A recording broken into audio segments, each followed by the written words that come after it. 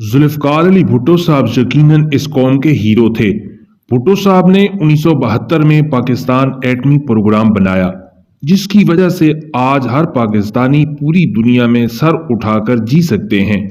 بھٹو صاحب نے 1973 میں سٹیل مل بنائی، جسے موجودہ دور کے نااہلوں کے ٹولے نے چند ٹکوں میں بیچ دیا۔ بھٹو صاحب نے 1975 میں FIA بنائی۔ اس ادارے میں وقت گزرنے کے ساتھ ساتھ مناسب قانون سازی نہ ہونے کی وجہ سے آج اس ادارے میں رشوت کا بازار گرم ہے۔ بھٹو صاحب نے 1972 میں PIA اور پاکستان ریلوے کو قومی تحویل میں لیا، لیکن ان اداروں کو بھی کرپٹ جماعتوں نے نجکاری کر کے تباہ و برباد کر دیا۔ بھٹو صاحب نے بہت سے بینک اور اسٹیٹ لائف کو بھی قومی تحویل میں لیا۔ بھٹو صاحب نے 1973 کا آئین دیا، آج تک وہی چل رہا ہے۔ بھٹو صاحب نے شناختی کارڈ کا اجرا کر کے پاکستانیوں کو دنیا میں شناخت دی۔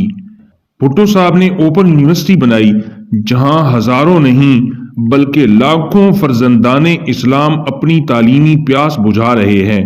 بھٹو صاحب نے 93,000 قیدی انڈیا سے رہا کروا کر ہزاروں والدین کے سینے ٹھنڈے کیے۔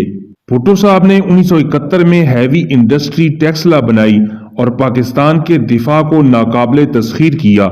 سب سے بڑھ کر یہ کہ بھٹو صاحب نے ختم نبوت پر ڈاکہ ڈالنے والی جماعت قادیانیوں کو کافر قرار دے کر وہ کام کیا جو یقیناً نہ صرف ان کی بخشش کی وجہ بنے گا بلکہ رہتی دنیا تک عالم اسلام ان کے اس کارنامے کو یاد کر کے انہیں سیلوٹ کرتے رہیں گے۔ ریئل ڈائری PK چینل کو سبسکرائب کر کے گھنٹی کے بٹن کو دبا دیں تاکہ حقائق اور دلائل سے بھرپور معلومات آپ کو سب سے پہلے مل سکے۔